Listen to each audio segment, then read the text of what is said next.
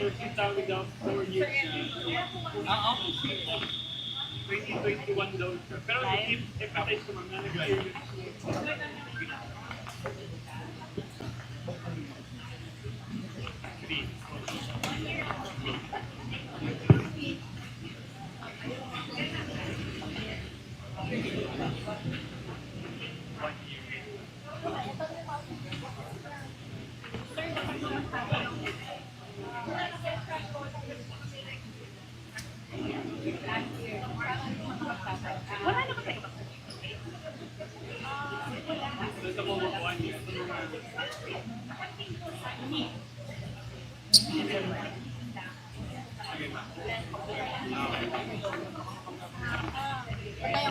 ano pa lang,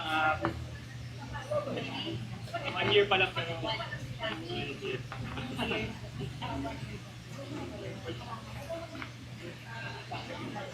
Hello and good afternoon, everyone. To our friends from the media, to our guests, Padel community listening in, welcome to our press conference today. Without further ado, let's meet the two very main reasons why we are here today. Congratulations to Marian, Capadocia, and Taoyee for their historic win as the first ever all-Filipino women's duo paddle champions of the Asia Pacific Paddle Tour, or the APPT. Let's give them a round of applause before we begin. We also, of course, would like to recognize our national athletes also present here today. Our team captain for the National Padel Team, Coach LA Cañizares. And of course, our Padel Pilipinas founder, Senator Pia Cayetano. Round of applause, everyone, please. All right, let's jump to our first question. This coming from Edwin Rolo from Sports Tech. Mr. Edwin. Thank you. Congratulations, Senator Marian and Taoyee. Of course, to Coach.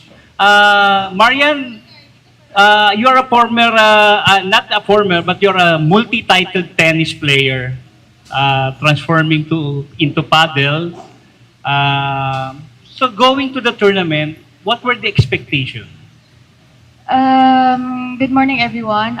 First of all po, going to the tournament, wala po kami expectation ni Ate Taoyee. Pero like, sabi namin, we wanted to try Singapore kasi feeling namin na we have a chance to go into the finals. Pero we never expected na mananalo kami dun sa finals. But then, we always talk to each other na dapat every time we play, gagawin namin ang best namin para makalaro ng maayos, makalaro ng maganda. And then, we always talk to each other kasi on and off the court. So parang dun pa lang may bond na kami. So I think that's the secret nung nung bakit kami nanalo dun sa finals. Pero we never expected na mananalo talaga kami. But we were doing our best dun sa may finals. So, Tao. hello, good afternoon. My name is Taoyee. Actually, no expectations really because joining the Singapore tournament was the last minute for us. Tapos, we knew that there were several tough opponents din na makakalaban namin.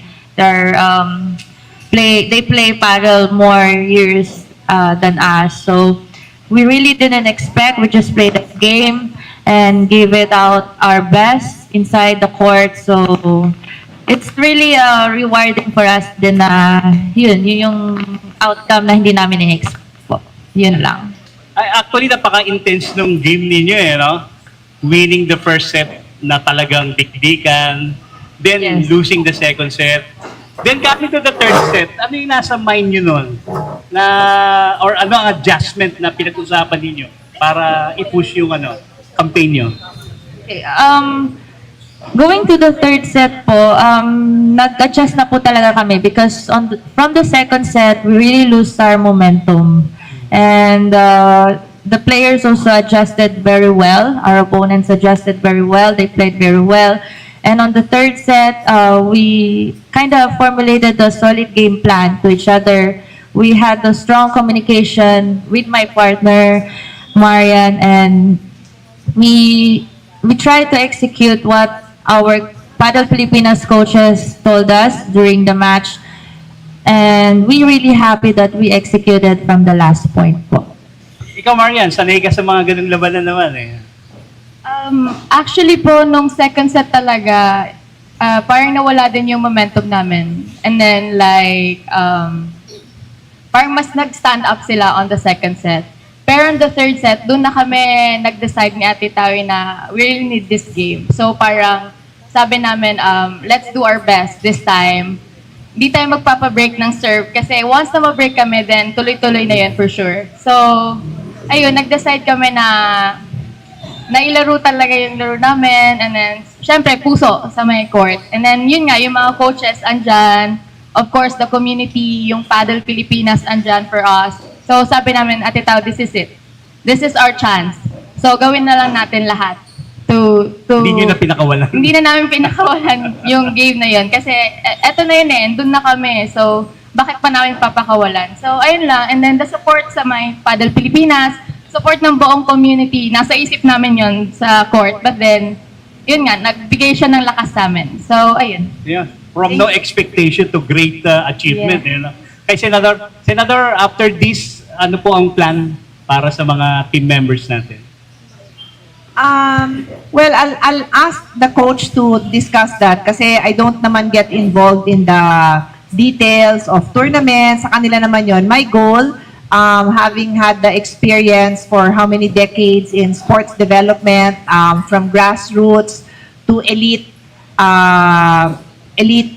athletes' participation in the international field, my goal is to provide the venue and those opportunities. So pag sinabi ng coaches, which is the discussion we have, yung head coach namin si Brian is just not here at the moment, but they work very closely with Coach LA and the others. Pag sinabi nila na ito yung mga tournaments na gustong salihan, tapos ito yung preparation namin, katulad nun na sabi ko may opportunity to train abroad in the first quarter of the year.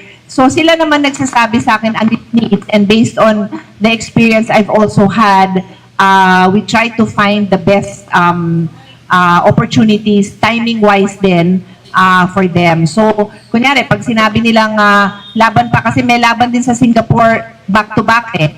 So, ang decision nila is we have our own tournament here, they want to join the tournament here. So, I respect that. Di naman ho ako nakikialam sa mga ganon. Sa akin lang, it's more of the, I would say, the leadership and looking for the resources to support the growth of this team. Because we're also looking at the next generation, hindi lang naman, ganun ako kasi ang training ko is called futures thinking. So, yung panalo nila, iniisip ko na rin yung next generation, yung 10 years from now.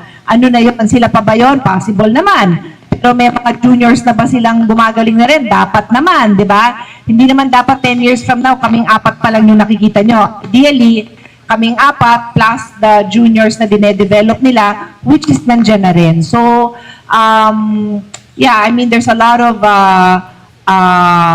segments in the growth of paddle in the country. The other thing that is on my plate is the growth outside of Metro Manila. And through private partnerships, including now Secretary Sani Angara, nakapag-train camp na kami 3 beses sa Baler, sa hometown ni Senator Sani Angara. Kasama ko din si LA yata, you were the second batch, no? Nag-training tayo doon sa mga bata doon.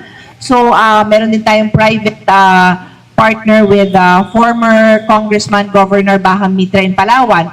But we also have public courts na nakatie up yan sa mga LGU at sa mga state universities and colleges. So, maraming plano, maubos ang oras natin, but very exciting in the years to come.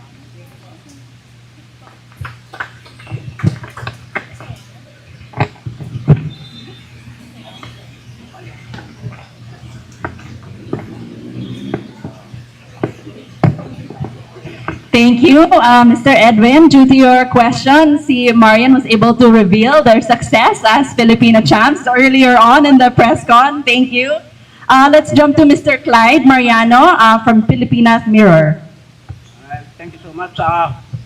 First and foremost, good afternoon to affable, hardworking, and multi-athlete Senator Pia Cayetano. Bago ko itanong si Marian, sa iyo muna, Senator, you know,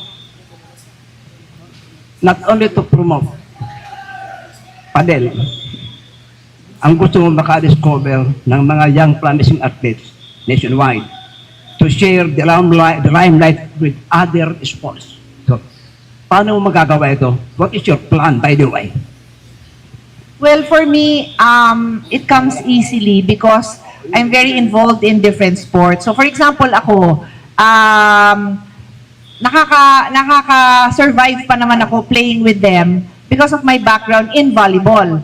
And then because of my background as an endurance athlete, tanongin mo sa kanila, di ako magpapatalo sa endurance. Sa speed, bigit ko na sa kanila. Pero sa endurance, kaya ko pang makipagpatagalan. So, that's just my personal experience. But there are other volleyball players that may be interested.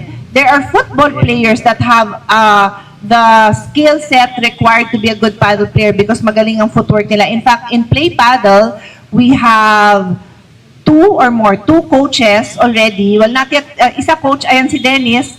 Kaya lang, di pa ayun si Dennis. Ayan, nagtago bigla. Ayan si Dennis, he's a football varsity player na ngayon ay isa na naming coach sa paddle. Certified na rin yan. Then we have another hitting partner, si Eloy, who's also a former football varsity. My daughters who play amateur football. So, marami tayong pwede talagang ma-discover coming from other sports. But that's normal kasi yung isang matagal kong passion is triathlon, which is running, biking, and swimming. If you talk to the players who compete there, hindi naman lahat yan nanggaling sa background ng swimming, biking, and running. Meron talagang swimmer. Okay, magaling yan kasi swimmer. Pero one of the long-time champs many years ago, ang background nga niya was football and soccer din, tapos naging triathlete. So, marami tayong hahanapin na mga talented dun sa iba-ibang sports. It's really up to them if they want a second career, if they want, like si Marian, she's not giving up her tennis, and I respect that. That's up to her. Basta hanggat may opening dito sa amin, pasok naman sa schedule, no problem. So we're very open, and like I said, I use my resources, which includes the network I have in the sports community to build paddle. Ang dami, one last kwento. Si EJ Obiena, who trains in Italy, kinikwento niya sa akin kasi it's a sports camp, it's a sports facility. Ang ano nila, ang pastime, ang hobby, ang downtime ng mga elite athletes doon, walaan niyo kung ano, paddle. So, ang ganda din niyang for fun, kunyari break sila or maiba lang, paddle-paddle ng konti because it's so easy to learn paddle. If you want to be serious, magte-training ka ng seryoso. Pero kung ayaw mag-serious, it's a sport for all. Within the first hour, and ask the coaches, somebody can start playing and have fun. Tawa ng tawa, happy hormones, masaya talaga. Kasi na-interview kita a few years, 2 or 3 years ago, sa Subic, yung international triathlon. Na-interview kita tayong dalawa. Hindi natin alam na may paddle pala, no? Di pa natin alam nun. Ako, hindi ko alam na may paddle. Na-interview kita, na siguro mga almost 30 minutes. Para kay Marian. Thank you so much, Marian, ikaw ay certified achiever. Kinubihan kita sa maraming tournaments. Alam ko marami kang binigay na karangalan sa bansa.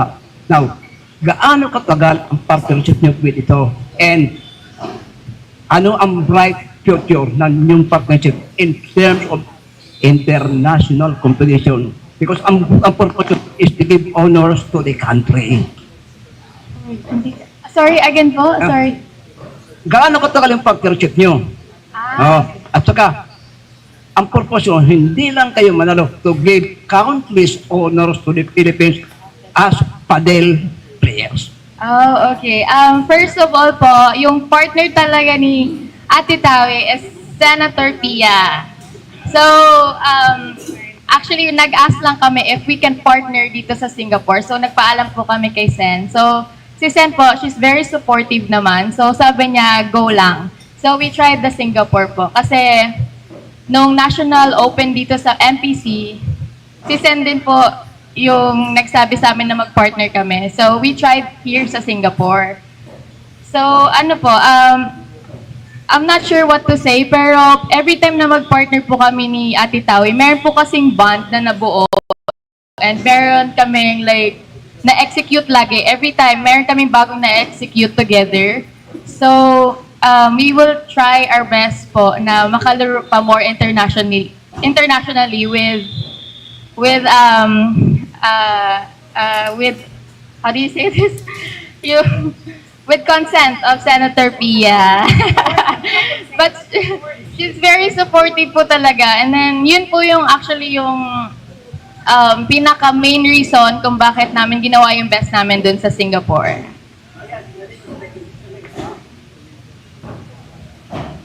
How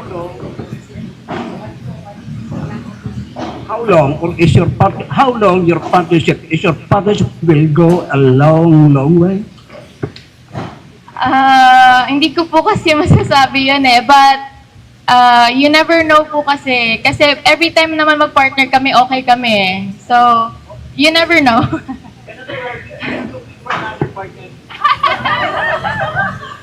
Actually, may nakita na nga akong bagong role ko. Kasi totoo naman partner ko talaga si Taoyee, but I'm also a nationally elected official of the country, di ba? So pag may opportunity to compete, hindi ako pwede. Alam mo naman sabihin ko sa partner ko na huwag ka mag-compete. O, tapos libre naman si Marian, maganda naman ang synergy nila. Di okay naman sa akin. But ang nakita kong role ko din is pag may mga bago kaming players na tinitrain, daan muna sila sa akin, di ba? Eh pag hindi pa sila nanalo sa akin, bakit ko naman palalaruin sa mga to, di ba? Thank you, Sir Clyde, a while ago for the questions. Kitang-kitang enthusiasm ni Sir sa sports. Let's jump to a question naman for Coach LA.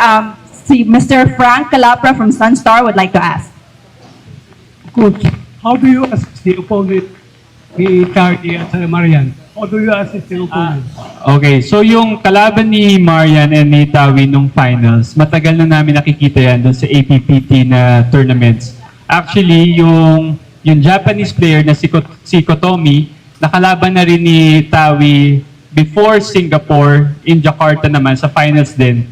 So, from their match dun sa Jakarta, parang inaral ko kung paano gumalaw yung player na yon, kung ano yung style, kung saan yung strength and weaknesses nila. Tapos yung isa, yung Bea, yung Indonesian, nakakalaban na rin ni Marian yun sa tennis before. Pero ang pagkakaalam ko kasi doon, since medyo hindi pa ganun katagal siya nagpa-paddle, so alam ko more on tennis pa yung background niya, more on tennis pa yung game. So doon kami gumawa nag-formulate kami ng strategy, kami mga coaches, kung paano namin sila tatalunin. Okay, so from their matches din nung Singapore, nag-observe din kami mga coaches doon kung paano gumalaw yung kalaban nila.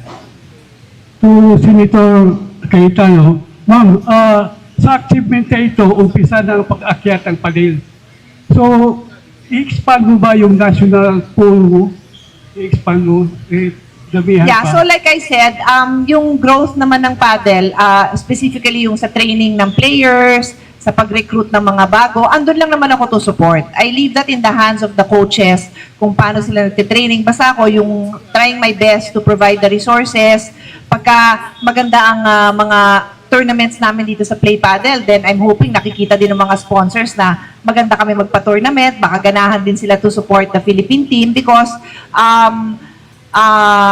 creating a strong Philippine team is a public and private partnership.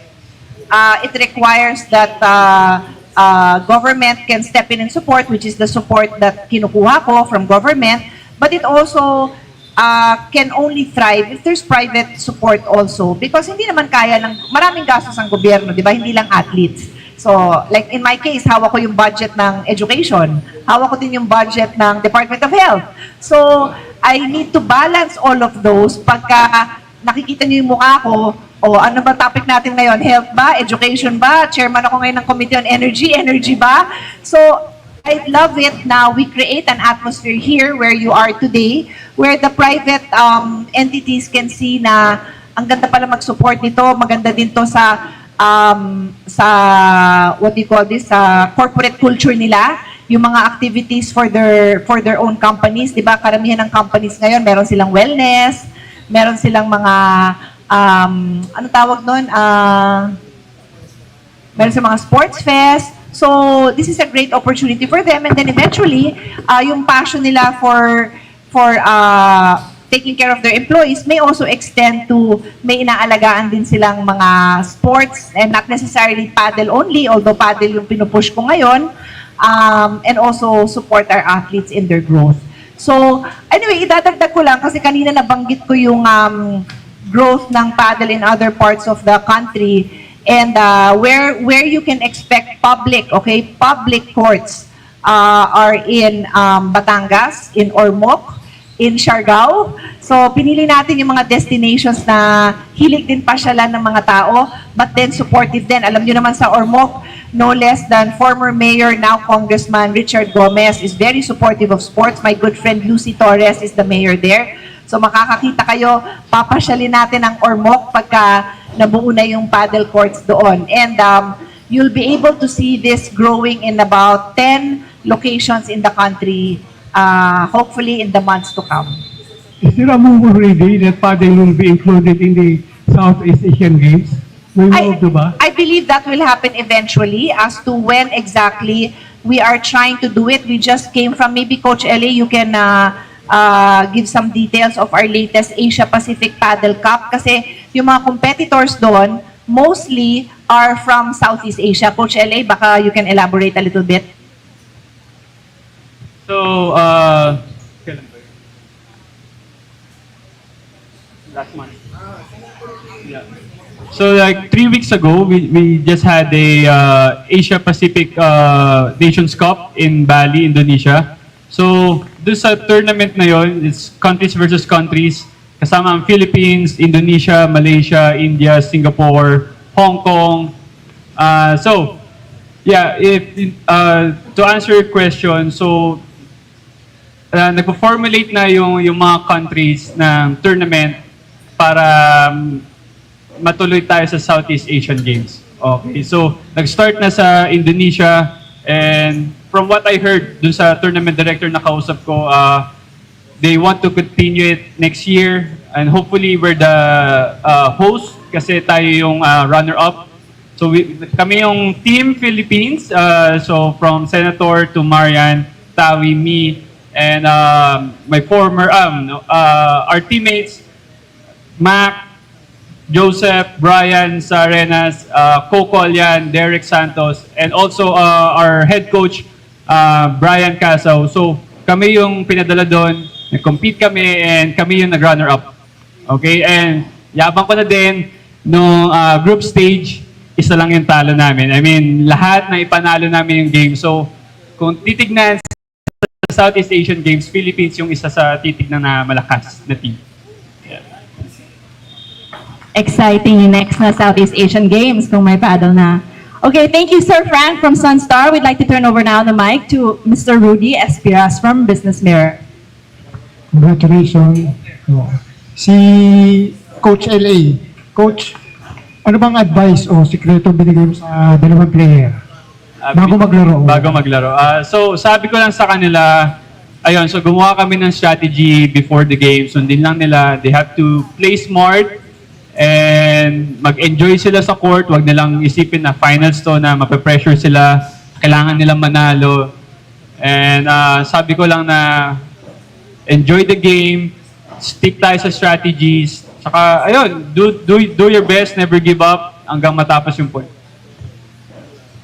Thank you, Coach Ellen. Thank you, Sir Rudy from Business Mirror. We'd like now to call on Mr. Gab Ferreras from Sports Corner for his questions. Good afternoon, Gab Ferreras from Sports Corner PH. I'd like to ask muna yung lahat ng mga players, Dentist and Torpilla. How do you feel na ito, double, back-to-back victory ang napalalunan nyo? One of which is yung Asia Pacific Padel Club. Nag-first runner-up kayo. And then afterwards, si Joanna Taoyee Tan and Marian won the Asia Pacific Padel Tour in Singapore. How does it feel, and what, sabihin natin, ano yung significant impact nito para sa Philippine Padel, and sa, of course, to spark more interest na rin para sa sport na ito. Miss Marian, ikaw muna.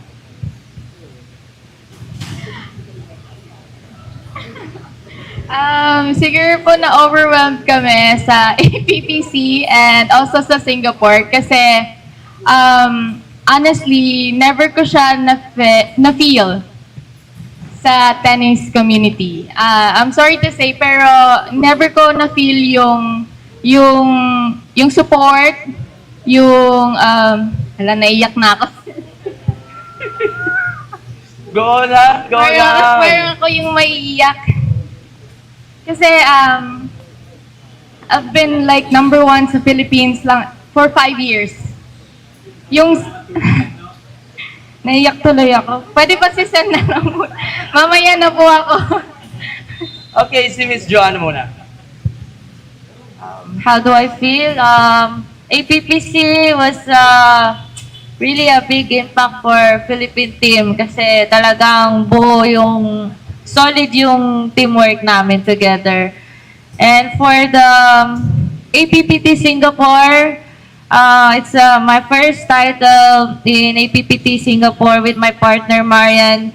Is absolutely incredible and ano ba tawag, surreal. It's like a dream come true kasi it's a combination of countless hours of training and hard work, and we see that effort pays off talaga, which is truly rewarding. And then of course I really want to give a shout out to our head coach Brian Casao for really being so patient to us and being so determined to really train us before we go to some countries to compete.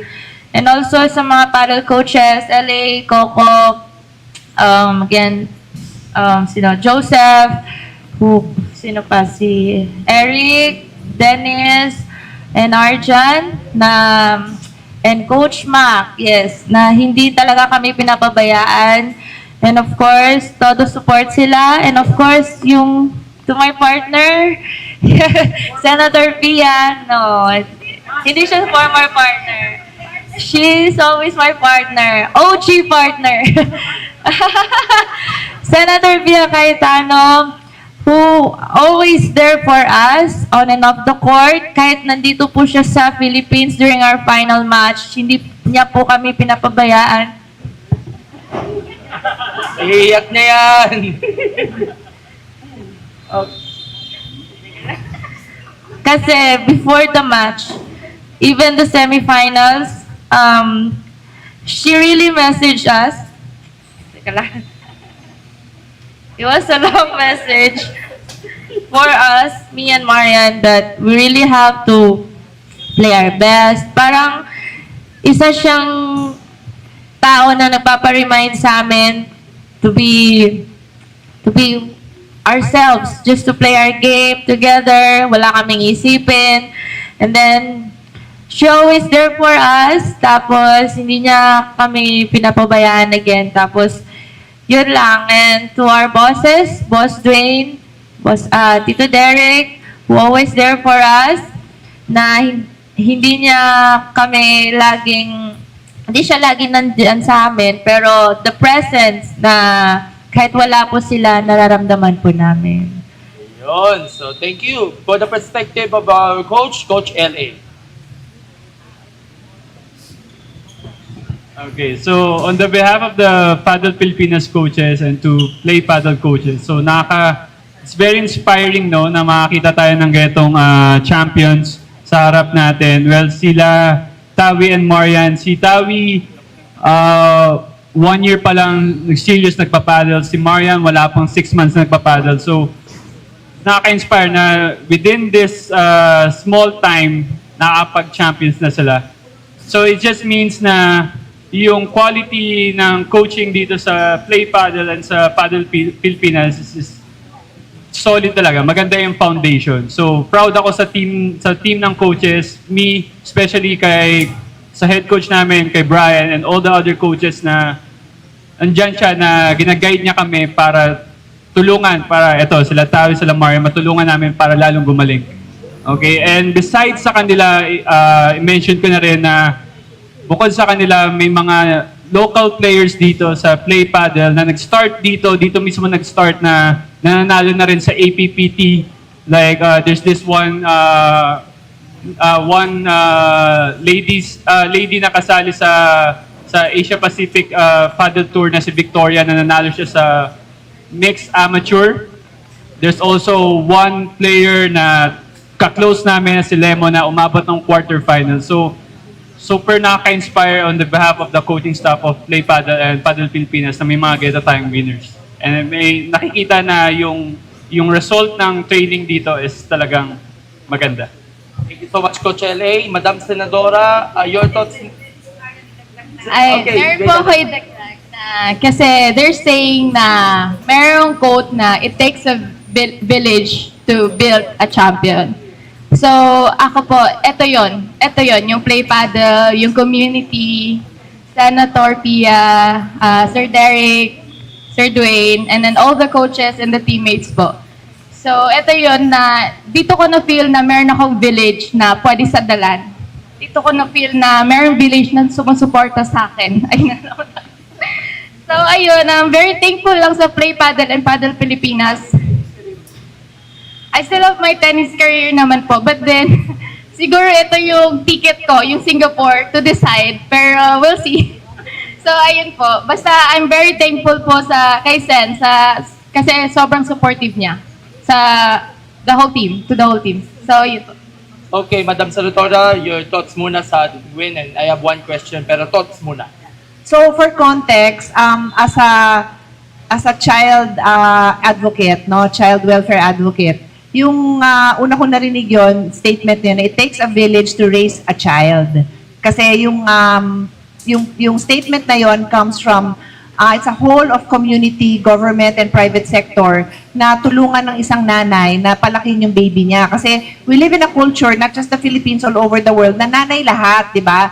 Nanay na ngayon nag-aasikaso ng mga baby niya. Pag nagkasakit, nanay mag-aasikaso, nanay magluluto. Pag wala ang asawa, kulang nanay din lalabas. So it takes a village. You can raise a child well if you have a village. So I adopted that to the field of sports. And I'm so happy na na-feel mo yon, Marian, kasi dun yung pinanggagalingan na yon na we can't expect a champion na on sheer talent. Of course, they have talent. Of course, that's clear. Lahat ito, naging varsity, si Marian naging Philippine team na, pero hindi yan makakaabot sa world level or hindi niya masusustain yun kung nag-iisa siya. Kaya kahit ako, yung battle cry ko, sagot ko partly yung sa government support, pero nananawagan din ako sa private sector. Panonoorin nyo lang sila. If you wanna be a part of it, you can help raise champions because they still have a journey. It doesn't end here. It's just the beginning.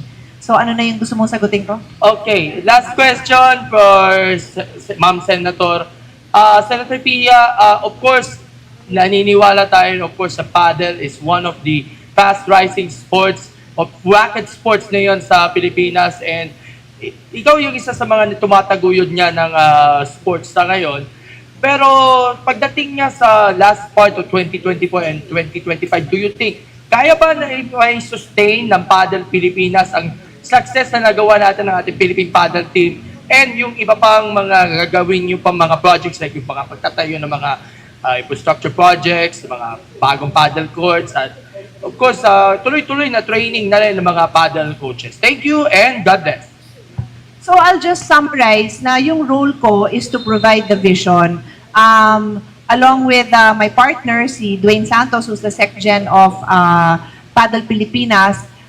Dwayne was former squash Philippine team also. So pareho kaming lumaki sa sports. Dati din tennis, babad sa tennis along with his brother Derek. So we have seen the good in sports, the bad in sports, NSAs that are run amazingly well, NSAs that are not run well.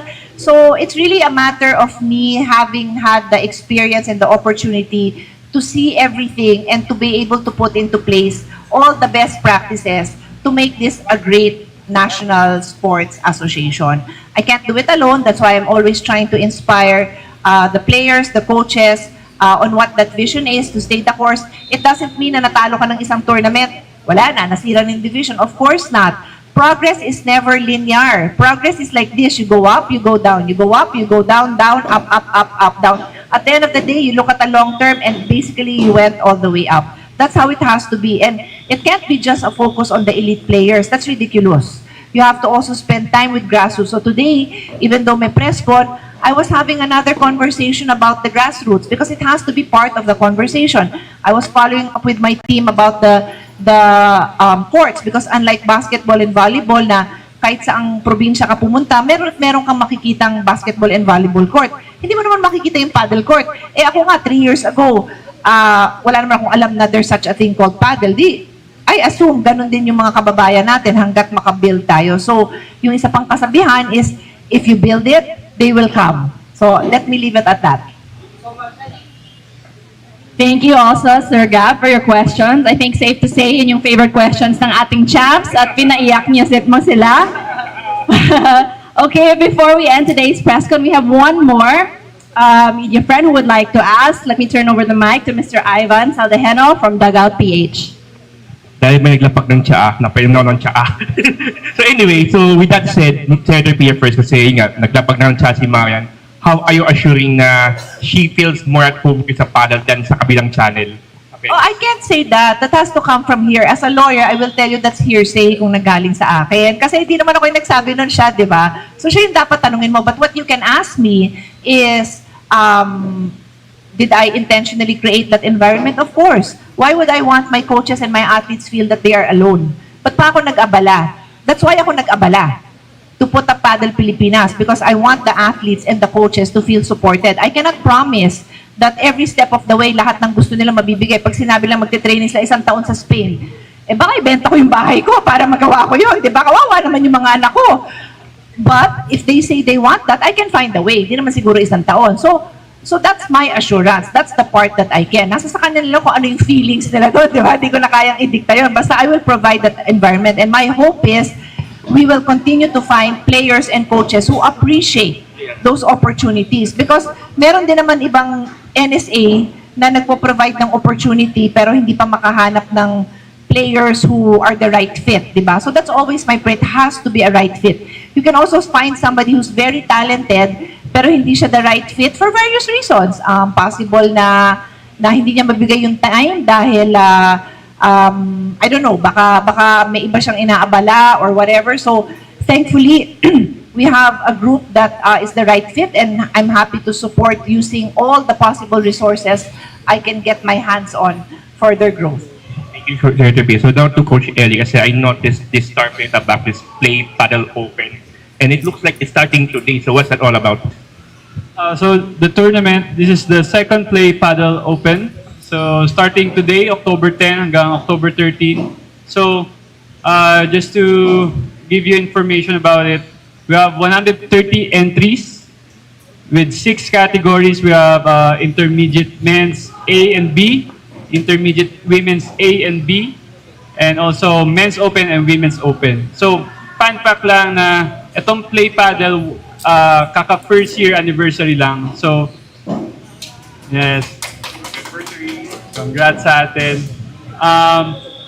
Share ko lang, itong 130 entries na to compared to sa first Play Padel Open is super laki. So it means na itong club na to talagang nag-build ng community. Okay, so also fun fact, soft opening din ng outdoor courts natin sa labas. We have 2 outdoor courts. First time din to host ng Play Padel ng 5 courts in one tournament. So congrats, Play Padel. Ayun, so expect natin na maraming games na mangyayari, super magagandang games.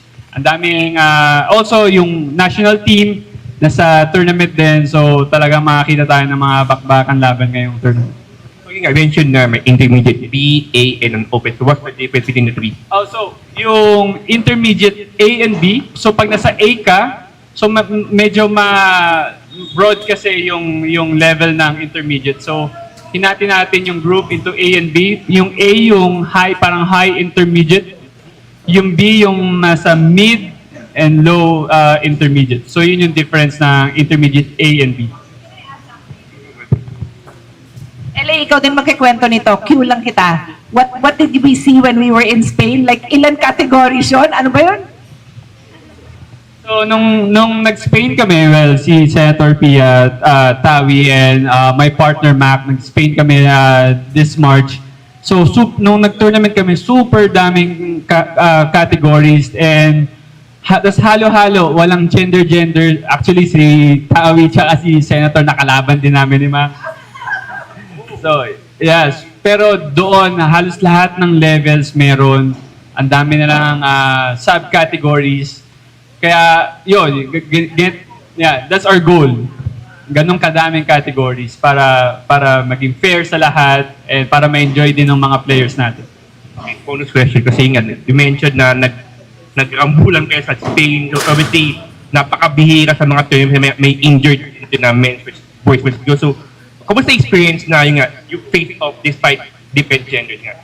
Well, nung una talaga, akala namin, nagkamali lang yung tournament director kasi di namin alam na yung girls tsaka yung boys ay sama-sama sa isang category. So, sinalihan namin sa isang tournament is Class B. Yun yung parang intermediate nila. So, iniisip namin, hiwalay yung men's, hiwalay yung women. So, nung tinawag yung pangalan namin, tas kami yung tinawag. So, parang nagtataka kami, bakit tayo magkalaban? Tapos nakita namin ibang courts, ganun din, yung lalaki nakakalaro babae, yung may lalaki, kampi babae. So wala talagang gender pala. So nung nakalaban namin sila, nagkakabiruan kami, pag tinalo namin kayo, uwi na kayo. Ganyan sinasabi nila senator. Pero panalo kami. Pinagbigyan nila. Well, ang kwento dyan, super dikit na talaga kasi it's one set lang, it's up to 6. Lamang sila ng 4-1. Okay. So, humabol lang kami ng partner ko. So, ewan ko kung pinagbigyan kami nila Senator and ni Taoyee, pero kami nanalo ni Ma. So, that's what may since you're the coach, parang now that you've experienced doing an intergender match, parang ano yung nakikita mong sa mga girls na pwede mong i-infuse sa men's team and vice versa? The things you can learn from the men's team na idadala sa mga girls team. So, parang kasi hindi siya paddle kasi hindi siya katulad ng tennis na palakasan. Okay? So ito is more of teamwork, more control, less power, unless na lang pag kailangan na i-power yung shot. So feeling ko kaya ganun sa Spain kasi gusto nila matuto din yung mga babae na maging kasing talino ng mga lalaki sa court. Kasi I mean, ang strategy, yes. Hindi naman dahil mas angat yung lalaki sa babae. Hindi naman. I know exactly what he means. I just want to rephrase it. Knowing that physically mas malakas ang lalaki, totoo naman yon, to use our brain and strategize how to beat them. Kaya nga namin sila nalamangan kasi imagine, there's no way naman natatalunin kami nung dalawang to. No way. Pero gumamit din kami ng konting strategy. So, di ba? Tapos, natauhan din, humabol.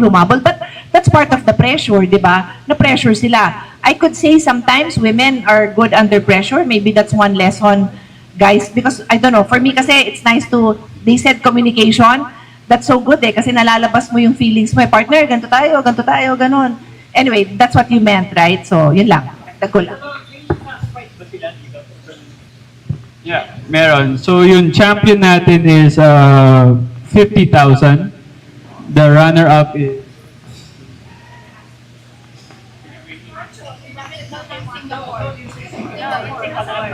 okay.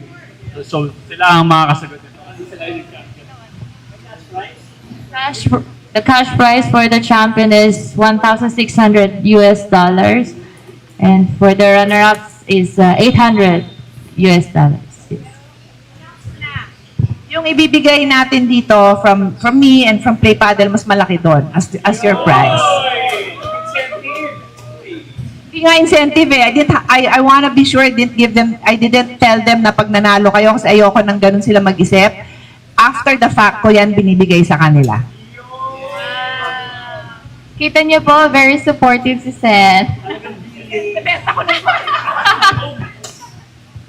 Okay, and that concludes today's press con. Thank you again, Sir Ivan, for that last interesting question. Thank you to our friends from the media for coming over and asking all those interesting questions. We'd also like to thank, of course, Coach LA, Senator Pia, and of course, our all-Filipina, first ever champs of the APPT, Marian and Tao. Congratulations.